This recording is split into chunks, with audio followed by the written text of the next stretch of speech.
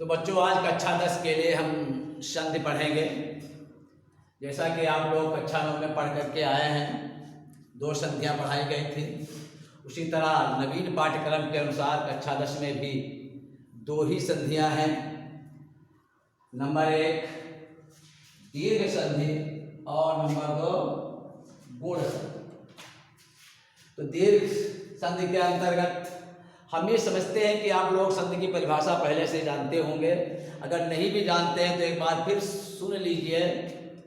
जब अत्यंत पास आए हुए 2 शब्द, पहले शब्द का अंतिम वर्ण दूसरे शब्द का प्रथम वर्ण किसी विशेष नियम से मिल करके संयुक्त होकर के एक नए शब्द का निर्माण करते हैं तो उसे हम संधि कहते हैं।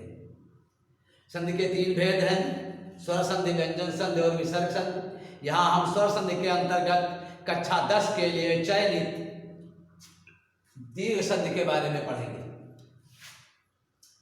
दीर्घ संधि जैसा कि नाम से ही स्पष्ट है, दीर्घ संधि बड़ी संधि, दीर्घ माने बड़ा होता है। तो इस तरह हम देखते हैं जहां ह्रस्व या दीर्घ आ यू आ ई उ ऋ लिर।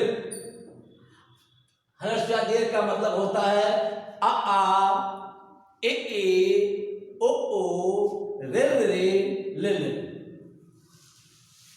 तो जब हम लिखते हैं तो इसको अलग अलग ना लिख करके लिखते हैं कि यदि ह्रस्व या दीर्घ आ ई उ ऋ लिर के बाद उसी के समान कोई ह्रस्व या दीर्घ स्वर आता है, उसी के समान अर्थात आ ई उ ऋ लिर के समान कोई ह्रस्व या दीर्घ स्वर आता है तो उसके स्थान पर उसी वर्ण का दीर्घ वर्ण बन जाता है। वो स्वर अपना दीर्घ रूप धारण कर लेता है। इसी को दीर्घ संधि कहते हैं। ऐसा समझ में? तो यदि ह्रस्व या दीर्घ के बाद उसी के समान कोई भी ह्रस्व या दीर्घ समान स्वर आता है तो वो अपने का दीर्घ बन जाता है। उसके स्थान पर वो अपने जाति का दीर्घ स्वर हो जाता है। इसीलिए इसको दीर्घ संधि कहते हैं। जैसा कि उदाहरण से स्पष्ट है, तव अनुसार जब इसको हम विच्छेद करते हैं तो ये हो जाएगा तव धन अनुसार। तव का आ और अनुसार का दोनों का अंतिम वर्ण छोटा, धन छोटा, बराबर बड़ा आ हो जाता है। दोनों में छोटा आ है, तव में भी छोटा और ये अनुसार का पहला छोटा। दोनों के अंतिम वर्ण दोनों आ जब मिलते हैं तो अपना का दीर्घ स्वर आ बना लेते हैं। परीक्षार्थी, अब हम देखते हैं इसको विच्छेद जब करते हैं तो परीक्षा धन अर्थी। अब परीक्षा में आ का बड़ा स्वर है, दीर्घ स्वर है, तो हम देखते हैं परीक्षा धन अर्थी तो बड़ा धन छोटा बराबर बड़ा। समान स्वर है, ह्रस्व या दीर्घ है, लेकिन वो अपने दीर्घ रूप को प्राप्त हो जाता है।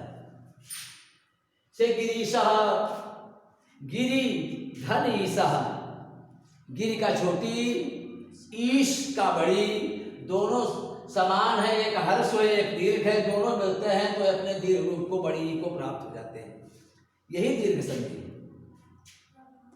रविंद्र, रवि धन इंद्र, इसका विच्छेद कीजिए, रवि धन इंद्र, दोनों छोटी हैं, ई छोटी धन छोटी, दोनों ह्रस्व स्वर हैं, लेकिन अब बाद में अपने आप को दीर्घ स्वर को प्राप्त हो जाते हैं, दीर्घ हो जाते हैं।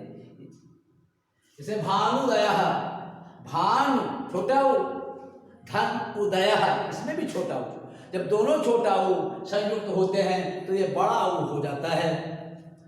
बधूत्सव, बधू धन उत्सव, बधू में बड़ा ऊ, उत्सव का छोटा ऊ, दोनों अंतिम वर्ण जब संयुक्त होते हैं तो छोटा ऊ धन बड़ा, बड़ा ऊ धन छोटा ऊ बराबर बड़ा ऊ हो जाता है। बड़ा ऊ छोटा आ या बड़ा छोटी बड़ी सब नए युग की देन है। वास्तव में जब हम लोग पढ़ते थे तो अ आ ई उ ऐसा पढ़ाया जाता था। कालांतर में पता नहीं कैसे छोटा और बड़ा हो गया, छोटा बड़ा, फिर चलो तो भी ठीक है। तो इस तरह हम देखते हैं पितृणम, पितृधन ऋणम, दोनों ऋण हैं और दोनों ऋण जब इकट्ठा होते हैं तो ऋण बन जाता है, दोनों अपने दीर्घ रूप को प्राप्त हो जाते हैं। तो बच्चों इसको कहते हैं दीर्घ संधि। थोड़ा अभ्यास कर लेना, धीरे धीरे सब समझ जाओगे है? और इसके बाद इसको हम बिगाड़ देंगे।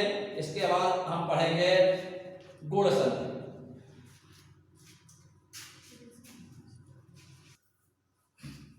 तो बच्चों दीर्घ संधि के बाद अब इसी क्रम में हम आगे गुण संधि पढ़ते हैं। गुण संधि जैसा परिभाषा से स्पष्ट है, ये आ के बाद ई उ ऋ लिर आते हैं। ये आ के बाद ई उ ऋ और लिर आते हैं, तो उनके स्थान पर क्रमशः ए ओ अर और अल हो जाते हैं।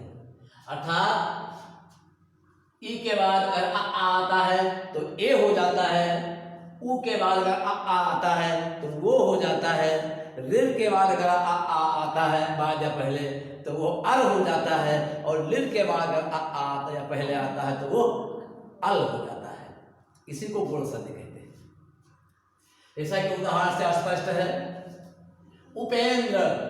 अब उपेंद्र में अगर इसका विच्छेद करें तो उपधन इंद्र, उपेंद्र।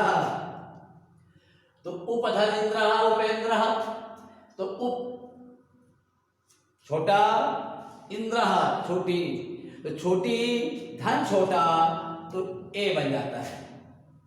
उसी तरह महेंद्र, महाधन इंद्र, बड़ा धन छोटी बराबर ए।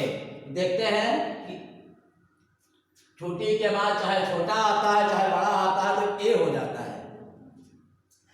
उसी तरह देवर्षि, विच्छेद करते हैं देवधन ऋषि।